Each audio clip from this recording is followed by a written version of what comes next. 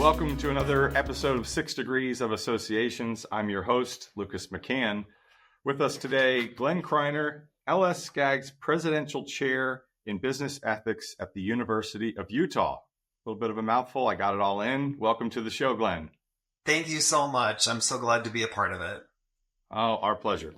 Well, Glen, microphone's yours. I'll let you, I introduced you for a short period, but give us the bigger bio. Tell us a little bit about yourself and what keeps you busy day to day. Yeah, sure. Well, great. I'm here at the University of Utah in the business school. I just finished being department chair for a few years, and now I'm regular faculty again. So I get to devote my time to research and application of the research that we do here. I teach a lot of executives and MBA students and PhD students on topics of things like leadership and management and teams, with a special emphasis on leadership and identity, like how who we are as people shows up in our leadership and how the work that we do and the organizations and associations that we're a part of affect us as people and as leaders. So as sort of a big picture of what I do within that, I do a lot of research on stigma, on work and non-work, integration versus segmentation, and business ethics, things like that. Been here at the University of Utah for a few years. Was at Penn State University for many years before that. Got my PhD at Arizona State. Married with 3 now adult children, which is always very scary to say. Oh, gosh. I just entered the high school years, so it's coming, and every phase I've found out is just that, a phase. And right as one ends, a new one begins. Well, welcome to the show. That was... There's a lot of great things that we could talk about in there, and I doubt that we can take all of your management programming and cram it into the next 25 minutes for our audience. But I do know our audience is filled with association executives who really have a desire to grow as leaders in their management styles, and these organizations are managing not only a staff, but in some cases tens and hundreds of thousands of members, right, that feel their impact of what they do. And so I think jumping into the idea of leadership identity and expanding that beyond the mission, beyond the faculty, but also how that extends to the members in that situation might be a great place to start. So can you tell us a little bit more about leadership identity in that context? Sure. Well, I always like to help people think about leadership and identity at 2 levels. One is the sort of individual level, who I am as a leader. But then we can also think about an aggregate. So whether it's a team or a department or a whole organization, or even an organization of organizations like you have with associations, the sense of who are we and how do we show up in different places. So as an individual leader, I can think about strengths and weaknesses, personality profile. I can think about my unique personal background and how I bring that into experiences. I can think about the group and category identifications that I might have. So groups that I belong to or that are important to me, that I define myself. So that could even be your family. It could be your religion. It could be national culture, ethnic culture, all kinds of different facets. And with leadership identity, we're asking ourselves, how do those different components of me show up? So how do they show up when I'm giving feedback to someone? How do they show up when I'm preparing or giving a speech? And the more we're aware of those different components of ourselves and we can identify how they show up, then we can start to say, well, how can I leverage those unique parts of who I am? How can I draw on my own personal history or the values that I have, the things that I've done to infuse that into what I say to people and how I show up and maybe make a human connection? I think too often leaders homogenize and sanitize so much of what they do that they lose any sense of that personal connection or human connection. So the more we can be in touch with who we are in those different facets and help them show up in an appropriate way, then we can develop some of those human connections that so many people are missing. So that's on that personal level. And then on the more aggregate side, again, group, team, organization, or an association, who are we? What makes us different from others? What is central to who we are? And what's at least somewhat enduring? Like what part of us has been around for a long time? Identity is not meant to be flash in the pan or changing all the time. But as we look back, what values are showing up? What decisions have we made that really show who we are to the world?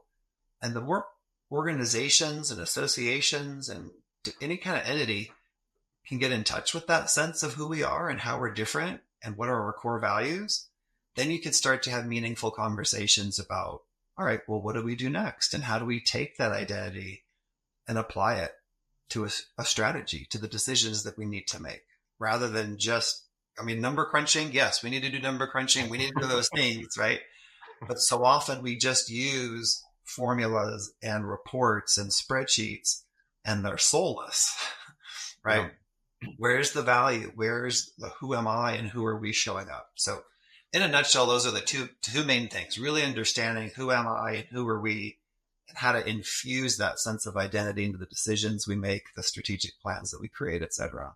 Those are two really big elephants to start biting at. And I feel like maybe this is 101 in your course, but how do you start to identify those? I immediately start thinking of personal blind spots from a management perspective, identifying, is it similar sort of tactics? How do you approach defining who you are as a leader before you can start showcasing that and defining further? Yeah, that's a great question. There's a lot of processes we can use. Some of them are pretty formal. A lot of them are informal. Like on the formal side, you can think of like personality tests, whether that's Myers-Briggs. I really like a strength-based approach to self-analysis, where we literally can sit down and just start writing down what we think our strengths are using tools like Strength Finder. A lot of folks have used that before. Talking to people in our networks about how they perceive our strengths is a tremendously valuable exercise. This is something I have a lot of my students do and a lot of executives when we run them through training. Talk to people in your network, current and past. And I mean professional network and personal network. And just say to people, hey, when have you seen me at my best? When do I seem to be thriving? When do I seem to be flourishing? When am I happiest? When am I making a difference in society? What does that look like for me? And when you start asking that of people, and it can feel a little weird at first, but you say like, hey, I'm trying to be better. I'm trying to improve. And I want to take the things I'm good at and have them show up more. It can be really, really enlightening as we try to look for a pattern of data, so to speak, as we listen to people. And then we say, okay, well, let's say you identify 3 or 4 strengths that a lot of people have talked to you about. Say, okay, well, then how can I bring those strengths more into the work that I'm doing and be playful with that? You can think of it as kind of an experiment, So let's say let's say you talk with people and they say, I think of you as a creative person. Like, wow, I haven't thought of myself as creative, but I guess that's right. How can I bring more creativity into what I do? And just really think in the present. Okay, how do I take these strengths that people have talked to me about and bring them to the table more and start experimenting and be playful with that? To me, that's a very powerful thing to do. Ask people in your networks about strengths and then experiment with how you can bring them more. The feedback is so critical. It reminded me a little bit of a Simon Sinek clip, where he's essentially asking people, why are you my friend? And, they'll say something that's fairly generic and, but go deeper, right? Expound on that. Why are you my friend? And on the maybe slightly more morbid and comical front, it's like you're requesting to go to your own funeral, right? Before you die. And you want to hear what people really say about you. And, before you couldn't have the opportunity to hear it. It's an excellent exercise. I love that. Totally. Well, and I actually do when I have students for like a multi-class session or a semester session with our executive MBAs, I actually have them write what they want their eulogy to be. It's an exercise that I have them do. And I say, you get to pick the age at which this is read, but imagine you lived a good long life. Okay? Or you don't have to either right? way. Right? Imagine you lived a long life. What do you want people to have said about you? So that's literally one of the first things I have them do in the course. And then I have them do these strength-based assessments, and then also like a time analysis. Like, how are they using their time compared to their values? So I have them go through some of these exercises, and I say, look, all that stuff that was said at the eulogy, right? Are you on a path to get there? Are people actually going to say that about you? Or are you on a path that really veers away from those core values that are represented in the eulogy? And it gives people a lot of pause. They're like, wait a minute, I need to shift. And that's where experimentation comes in. You start to say, okay, well, what things can you recalibrate? How can you spend your time differently? How can you be playful with the way that you use your time, be more creative, etc. So it's actually, and you brought up that idea of the eulogy, but it is something that is actually a very powerful exercise to do. And then ask yourself, how am I on track? How am I not on track? Yeah, nothing like challenging your own mortality to induce some really thoughtful discussion with yourself, Totally. right? Totally. And anybody who's gone through anything that has forced them to do that and come out on the other side, you can really often see a true change in that person's trajectory, their priorities, and it's more obvious what their identity is. Yeah, absolutely. And especially if you bring these together, like where if you're talking to people, sometimes my students will mention to like a spouse or partner or friend, like, hey, I'm doing this exercise where I'm writing a eulogy, because they'll want help or feedback. Yeah. And that's actually enlightening too, just to hear, kind of like you said, almost like a little preview of that eulogy of what others might say. Yeah, there could be something in there. Everyone should send out, 5 invites to write their speech for your funeral. I just want you to write what you'd say at my funeral today, and it would be a really powerful, and probably a blessing to both sides of that conversation. Mm-hmm. Interesting. I think so. Yeah. I think about expounding that beyond the self and into the team and in the membership. How does that play out, and what does that look like when you start to have a better handle on your own identity? What are some of those benefits that sort of, ripple through the other networks that you have? Yeah. I think the clearer that we are as individuals and as leaders about who we are, we can make decisions where we're doing things that are congruent with our values. And the more we understand our own values, the better equipped we are as leaders to help other people uncover their own value systems and see how they can bring those values and passions into the workplace. So there's a reciprocal relationship between the more we understand ourselves and the more we understand other people. So you mentioned blind spots, a few minutes ago, and how feedback can help us with that. Well, if we're kind of blind to a lot of components of ourselves, how are we supposed to help people on our management teams and people who are leading divisions or part of our organization or the employees? How are we supposed to help them improve in their abilities and get better if we're kind of blind to it? So we want to understand ourselves. That helps us to get to know other people better. And the more we understand other people, then we understand ourselves better. That's the reciprocal relationship. As I learn about diversity dimensions, I learn about personality dimensions, I learn about different cultural values, that helps me sort of cast a light onto what I believe and the things that are important to me as I see similarities and differences with others. So having that sense of identity and a sense of who I am helps me foster that in other people. And then that ripple effect continues for the organization. You can have more effective conversations about who are we, what do we value, how do we make value-based decisions, rather than just kind of going with the flow or going with the wind, or this is what the trend is that I read in some, in an article or that I heard somewhere. What's congruent with who you are and how do you go in that direction? Yeah, genuineness and having a pretty clear picture of your own identity can also be a really attractive trait, right? In the sense that you can really draw people in, you can create more influence, you can have more impact. Absolutely. Yeah. And it really helps. That sense of clarity of who we are helps form genuine connections. And those genuine connections are helpful on so many levels, right? People will enjoy the workplace better if they're creating and fostering genuine connection versus feeling like a number, feeling like, well, I show up, I do my thing, I have a role, and people pat me on the back and I get a paycheck, but do I have a human connection?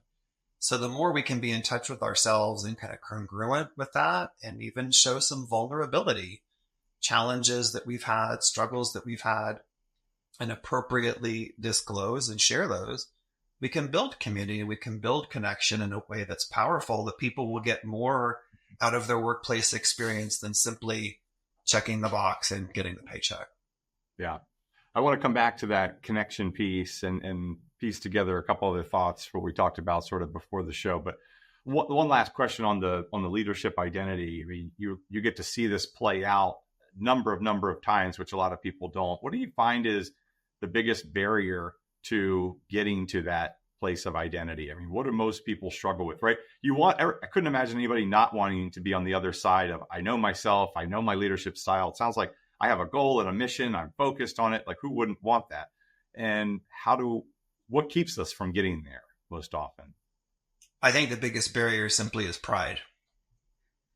We don't want to hear some of the negative things.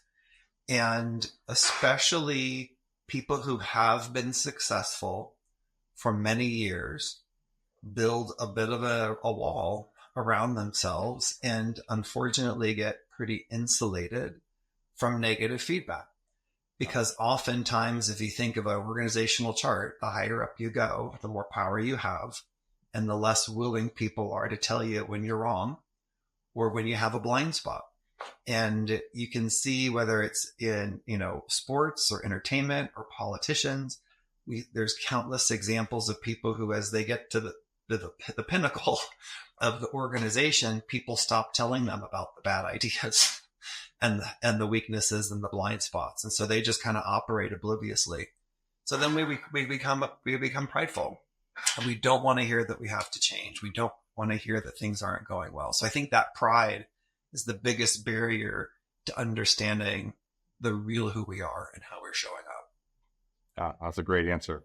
So coming back to the relationship and connection part, right? For associations, it's huge, right? The association could be perceived as just this arm that maybe sits up in Washington and they lobby for my industry, and that's sort of it. And maybe they have an expo or a show, an annual meeting that maybe I'll attend, maybe I won't, that I'll get some value out of. But really, the identity and connection and relationship part, and I think the same in a different way happens within a remote organization.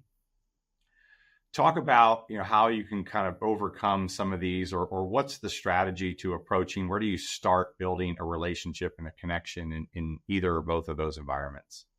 Yeah. So it's interesting because especially in this world where, during COVID and post-COVID, we have so much more just even quote unquote regular workplaces are now so remote that connection issue becomes a challenge. So we can think of that at a couple different levels. There's an interpersonal challenge. If I'm at home all the time and I just see people that are 2 or 3 inches big on a screen, there's an interpersonal connection. And there's also the broader, more macro connection issue that you're asking about. How do we create connection across groups and across organizations when so much is disconnected and so little of what we do is now co-located? Mm-hmm. So to me, again, going to the values proposition, if we can help identify common values that we have with other people and across groups, because people tend to be driven by their values, that's what drives them. What's what motivates them. Right? Oftentimes, it's their inner value system. To the degree we can understand that of each other and of the organizations that are at play, right, in this space together, mm-hmm. the clearer articulation we have of the values that we're sharing, the more motivation we have to drop some of the barriers, like the technological barriers of not being co-located. Right. And also the barriers to inaction. So the more I understand the clarity of who I am, who other people are, and what the values and missions of these organizations are, the more likely I'm going to want to spend my time and effort with them. So that then becomes not just understanding our values, but values transparency. Yeah. How do we convey that sense of values to other people and other organizations so we can say, aha, I'm in. And the idea is we're trying to create superordinate goals, right? Superordinate values that transcend one person or one organization. So, oh, we might differ in 10 different ways. We all these different organizations floating together, and here's our differences, and in ways we're competitors with one another. But we have superordinate goals, which we often see in the association space, right? A common ground for lobbying. And it's kind of like that rising tide lifts all boats. Yep. Well, if we can improve the situation for everyone by clarifying our values and being transparent with them, now we have an incentive to work together and break down some of those barriers you were talking about. Yeah. It was interesting. It sounds very simple what I'm about to say, but it never really sunk in. You continued the word values as a plural, because you and I could connect on one specific value, and that can create a relationship and a connection. But the minute you and I have two values or three values, it feels like the connection, the bond, the longevity of that begins to grow exponentially. Yeah. And where in the association space, I see it is, okay, I'm joining this association because I really just want one thing. I'm just going to pay you my dues because you lobby for me and that feels good. Or I'm just going to pay my dues because I want to go to that event. But there's a misunderstanding of 1 + 1 could equal 3 in that sense. Mm-hmm. Yeah. Well, in two words that come to mind as you're saying that, we can have a transactional mindset. And maybe that is like, I do this and you give this to me, right? We've identified one value we have in common and there's this exchange, right? It doesn't have to stop at that transactional relationship. It can be more transformational, right? And the more values we're able to identify, the more likely we have a transformational relationship. And so I think oftentimes this is true at the interpersonal level, like 1 or 2 people, 3 or 4, but it's also true with big associations that are really an organization of organizations, right? Is that we lose sight of that multiplicative kind of potential if we actually really got to know each other's values and those shared interests. Because now, instead of being mindless, right? Transaction is often mindless. Oh, you're going to do this, you're going to do that for me, and we're sort of business as usual, right? Transformational approaches to relationships are about mindfulness. I'm paying attention, right? I'm listening to the other person. I'm trying to be transparent about what's important to me. And I'm listening. I'm asking really good questions of other people, of other organizations. And as we do that, we're getting down deeper and not just at the surface level. So there's an intentionality and a mindfulness that we can, if we have those in our relationships, we're going to actually uncover more and more values that we share, which will give us more ideas of what we could do to work together instead of just staying at that one-on-one transactional relationship. Yeah, again, in the same context, I'll draw a similarity between an association communicating with its members to maybe a professor, and you can tell me I'm completely wrong, but I'll do it from the student's perspective because I was once a student, never a professor necessarily. My ability to communicate or my ability to create connection as an association with its members will exponentially compound the impact of my content, and my ability to connect with my students as a professor will exponentially impact the ability of them to absorb the information. I had certainly classes where I felt that was very transactional. I went to statistics to understand statistics, and that was it. I'd go to the class, I'd go home, I'd do half the homework, I'd get my grade, and that was it.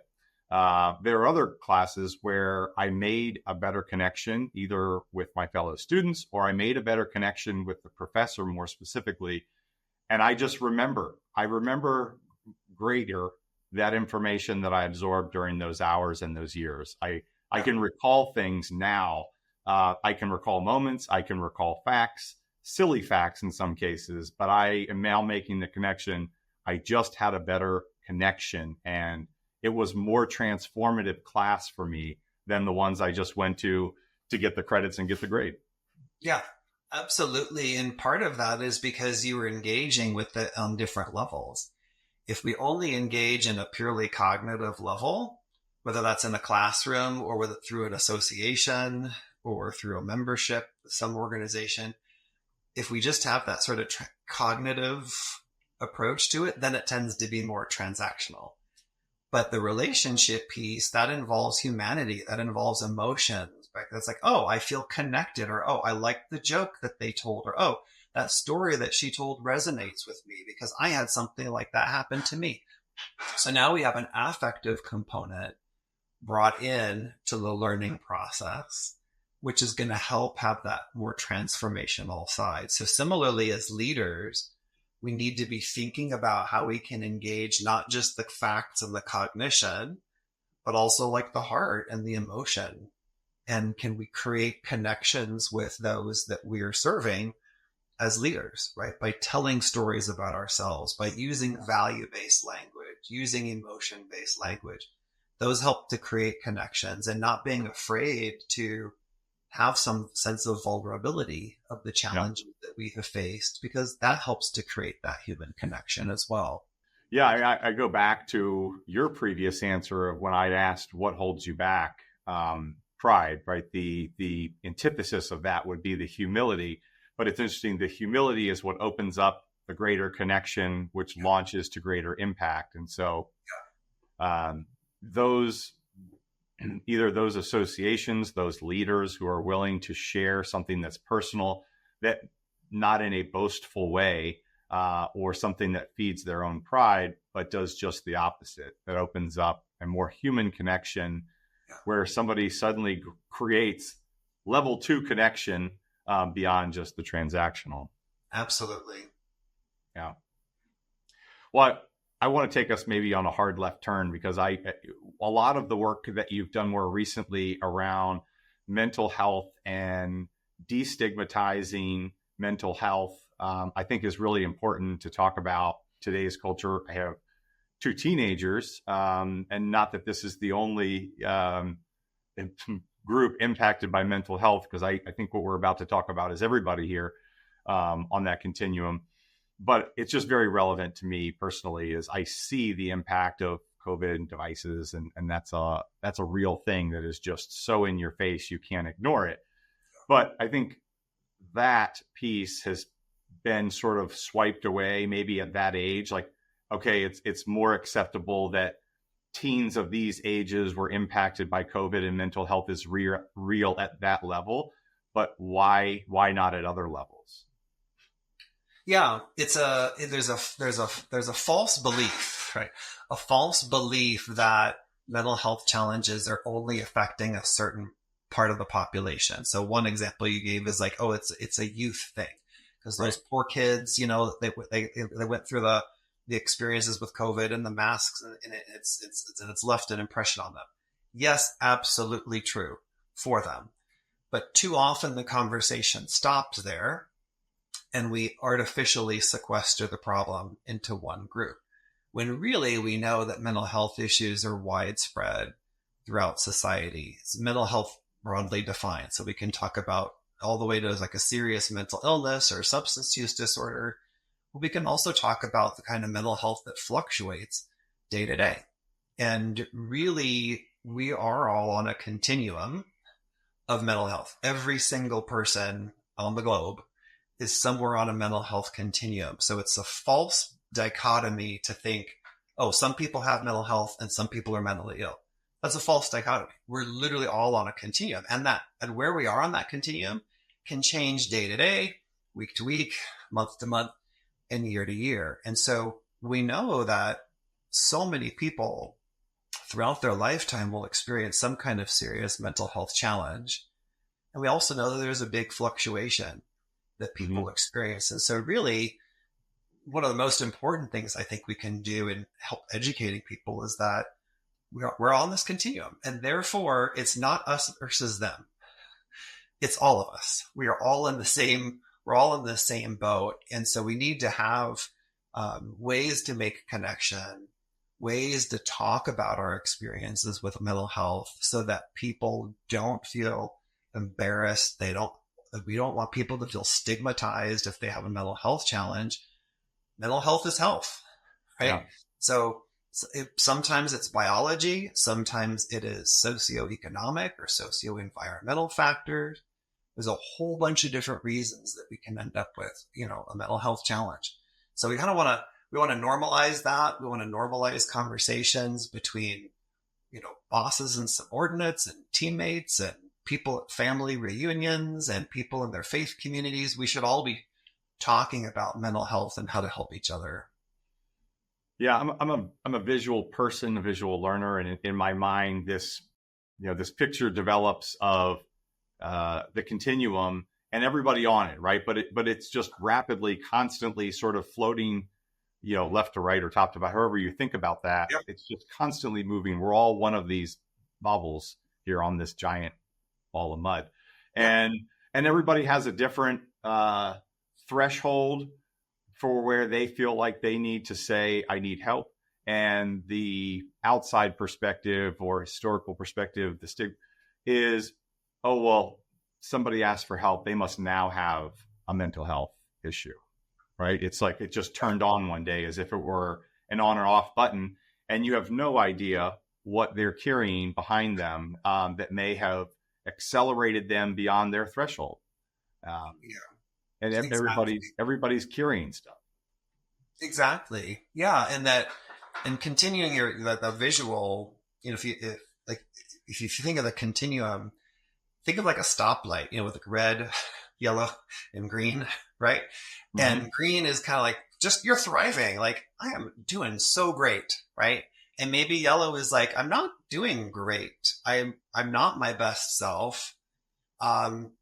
And maybe that's short term, but maybe that's a long-term state that a lot of people are in, is that yellow sort of not thriving, but it's not a serious mental illness yet, but I should be talking to someone. I should be getting some kind of help. And that red category is now a serious mental illness that is either long-term going to be with that person throughout their life or a temporary dip into the serious mental illness. So to your point, yeah, we have a false belief that all of a sudden something happens. Sometimes that is true, right? We have a life event that really does flip that switch. But generally speaking, we can be a lot more creative and proactive and compassionate on these things of recognizing that we're all moving on that continuum and everyone around us is moving on that continuum. And the more that we feel comfortable to talk about our mental health, then we can forestall movement into that yellow and red zone, right? So if kids as they grew up and then as adults, if we're regularly checking in with each other and having serious conversations with friends and family members, people at work, how are we doing right now? Where is our happiness? Where is our stress level? Where is our burnout level? If we were having those conversations more regularly, we'd have fewer people in the yellow and red zones. So that preventative approach is so important. And yet I think we're trained, partially because of this lingering stigma around mental health, we're trained to not ask for help or to not talk about it. Right. And so then the problem just gets worse. So if we could get people talking about it and normalizing it, we would save a tremendous amount of grief by doing that. And having more conversations, 3D conversations with people in person, not on text or device. I think a lot's lost there. And I think it can be that one thing, a loss of a person, a loss of a relationship that can push you over the edge. I think maybe more often than not, though, it is sort of the pain by 1,000 cuts. And it's smaller things that you recognize or don't recognize. I more often than not, I hear people like, that go through this, that figure out it was something that really wasn't the issue. The issue wasn't the issue. The issue was 13 other things that had happened in their life that had acted as building blocks, pushing them towards the red. And then one thing just was the giant straw that whipped them over the edge. And then all of a sudden they're in a really bad place. Yeah, exactly. And I think the more that we recognize that, the more open we will be to just having meaningful conversations with people. So if that's in the workplace, if you're a supervisor or a manager, it is okay to just check in with people. How's your workload? Like, how are you feeling burned out? How is the schedule working for what you have for your life situation right now and asking questions of it. And it's not that we're trying to train managers to be therapists. That's not the role, right? But managers should be having conversations with people to open up and normalize conversations around mental health so that people can go to a manager or supervisor and say, here's where I'm at. Here's this sort of accumulated impact of the stressors that I've had, either because of the job or because of what's in my personal life, or a combination of both. And then they can have a conversation about short or long-term accommodations for that. Oh, super stressful period right now for you. Okay, let's talk about for the next few weeks. Can we reallocate some workload to alleviate that pressure? Oh, major event at home. Okay, let's talk about how to adjust. And yet if we're not having those conversations, then how do we know how to help each other? And so leaders, to the degree that we can share our own experiences and be vulnerable, to the degree we can look at policies in organizations, even just healthcare policies. Are mental health treatments and physical health treatments equal in terms of things like copay and access to services? Or is if you're paying $40 for a therapy session and $10 for your general practitioner, well, that's unequal. And it sends a subliminal message that you're not getting the support around mental health as you are in others. So you got to think about parity in policies, and the culture of the place. Is it a culture where everything is cutthroat and you can't show any sign of weakness or you'll be labeled and marginalized? That's not healthy for anybody. That's going to lead to burnout and tremendous mental health challenges down the road.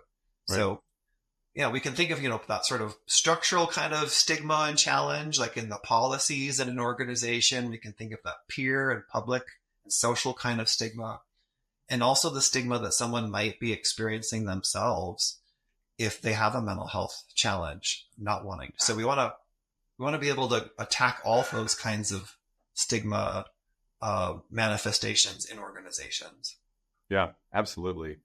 I mean, the connection piece with others is important. As you were speaking, I kept kind of, in an effort to almost bring us full circle, I kept thinking about the self-identity of, do I have these stressors that are happening that are slowly pushing me towards, how can I check in with myself?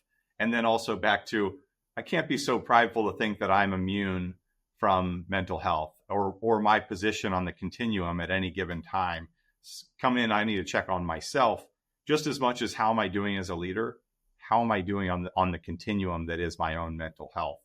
That I can then keep the pride down enough to go get the help that I need. Yeah, that self-awareness is so important. And I'm on the leadership team for a national initiative called Stop Stigma Together. And what this initiative is all about is reducing the mental health and mental illness stigma that we have in the United States. We partner with other organizations throughout the globe that do this in other countries. And some of the most important things we can do is improve the relationship we have with our own mind, right? To your point of pressing the pause button, being self-aware of how we're doing. And we've partnered with the Ad Council, and we've created a campaign called Love Your Mind. So it's like love, your mind. And the whole idea of the campaign is, what if we could develop a relationship with our mind like we have relationships with friends and family members and coworkers, right? So if your mind was trying to say something to you, what would it say? And it's probably going to say stuff like, you're working really hard, right? Pay attention to your needs, pay attention to your needs so that you can help the people around you. Like, you want to be the best parent possible, the best coworker possible, the best leader possible. Well, you have to take care of yourself in order to do those things. So it's kind of like imagining, what would your mind say to you, and having the courage to take action when you recognize there's a discrepancy between where you want to be and where you are with that health. Well, there's a lot of reasons why a lot of doctors will say, listen to your body, right? When it comes to your physical health. and in the same context, listen to your mind, although your mind is the one driving the signals back to you, but, and telling you that's what's wrong. But yeah, it makes complete sense. Well, one of the exercises I do when I do mental health workshops for like leaders and managers, and when we teach this stuff, we show some of the public service announcements from our Love Your Mind campaign. And then I actually have people take a few minutes and write down a love letter to themselves from their mind. Right. So it's like literally just take a couple minutes. What would your mind say to you if it could get kind of through the noise, just talk to you as though it were a person? What would your mind say to you? And then I have people, do a little pair and share, and they talk to their neighbor about what they wrote to the degree they feel comfortable. Mm-hmm. And then we debrief it as a whole group. And each time I've run this, I'm absolutely blown away by the clever and really tender things that people are willing to talk about in a group. And they all say things like, my mind is telling me I need to slow down.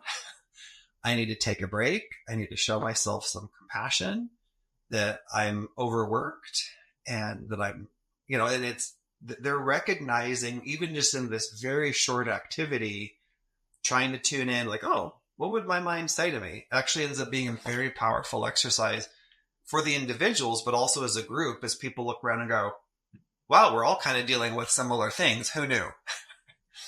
And it's almost like we created transformational change there. Yeah, absolutely. Well, I want to wrap us up, Glenn, with kind of a fun one. I typically tend to ask this at the end, but what's something about Glenn that we couldn't find out about you on your resume or from the school or online? Big traveler, love to travel, incorporate travel into major events. When I proposed to my wife, we took a trip to New York, and I proposed to her on the top of the Empire State Building, sort of iconic from movie lore. And we try to, when we travel, have these kind of, integrate travel and entertainment and sort of family nostalgia into all of these events. That's something that's kind of fun that I like to do in my life. That's fun. Good story. I think there is a movie out there, something close, but you had it first, probably. Well, Glenn, thanks for joining us. I typically wrap us up and ask you, is there somebody from your network you think our audience would benefit from hearing from? Yeah, a good colleague who has been joining us on our Stop Stigma Together campaign. He's an expert on grand challenges, which are how do we solve these big problems in society. He's also an expert in entrepreneurship and social entrepreneurship as a way to attack these grand challenges. His name is Trent Williams. He's a management and entrepreneurship professor at Brigham Young University, and I think he'd have a lot of great things to say for your folks. Great. Well, thanks for the tip of the hat to Trent. We'll reach out, hopefully get a conversation set up, and thank you, Glenn, for the time today. Time is precious, and we appreciate it. You're very welcome. Very happy to help out.